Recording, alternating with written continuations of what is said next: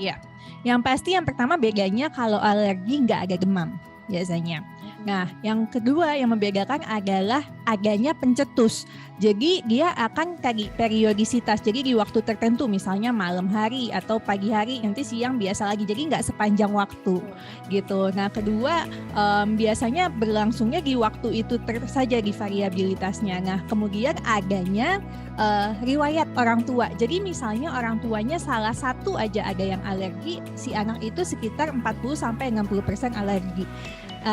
Kalau ternyata dua-duanya, misalnya bapaknya ada rinitis alergi, ibunya ada rinitis alergi juga, jenis alerginya sama, nah itu 80% anaknya juga akan menjadi alergi tersebut, rinitis alergi itu. Jadi penting banget untuk mengetahui apakah pencetusnya, apakah orang tuanya ada riwayat sebelumnya, kemudian nggak ada demam, kemudian kadang disertai gejala alergi lain.